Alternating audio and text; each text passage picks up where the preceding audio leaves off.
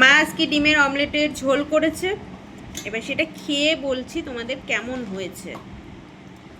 তো কষা কষা ঝোলটা,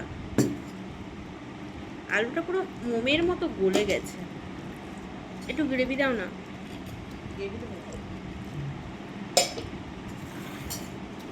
এইখানটায় দাও।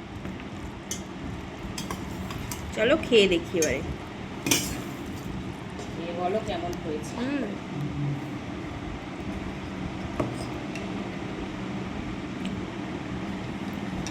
দারুণ খেতে হয়েছে। মানে আমার রান্না সাকসেস।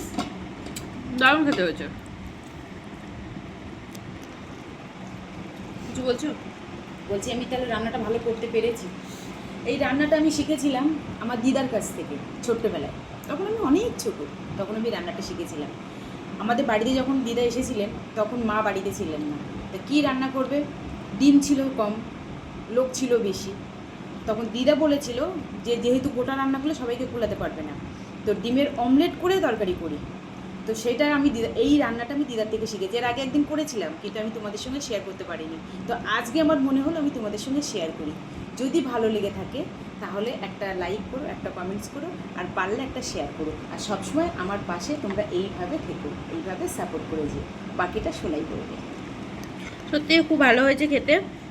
সস দিয়েছে, আর মা রান্না একটু সস দেয়, ভালো লাগে আরও সেটা। টমেটো যদি না থাকে তো সস দিতে পারো সে তার পরিবর্তে।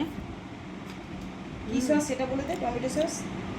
টমেটো সস খুব সুন্দর হয়েছে খেতে। ওয়াও, তুমি খাও। হ্যাঁ আমি তো খাবোই।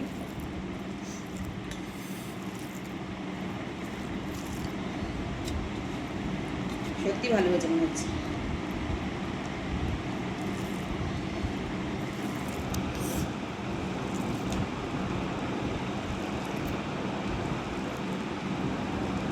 সত্যি ভালো হয়েছে রান্নাটা।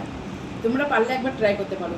আর আমি যে কোনো জিনিস যখনই আমি কোনো রান্নার ভিডিও আপলোড করি আমার এফবিতে, তো আমি চেষ্টা করি সবার আগে আমি নিজে খেয়ে আগে একবার ট্রাই করি, তারপরে আমি সেটাকে ফেসবুকে আপলোড করি। তো তোমরা পারলে এইভাবে একবার চেষ্টা করে দেখতেই পারো। সত্যি খুব ভালো হয়েছে খেতে, খুব ভালো হয়েছে। আর এটা কষা কষা আরও বেশি ভালো লাগবে। আর তোমাদের রান্নার ভিডিও কেমন লাগছে আস্তে আস্তে চেষ্টা করছি আমরা যেরকম খাই সেরকমই ছাড়ার, ভিডিও আপলোড করার। তোমাদের কেমন লাগে ভিডিওটা অবশ্যই বলবে, আর কি কি আগামী দিন দেখতে চাও সেটা অবশ্যই কমেন্টে জানাবে।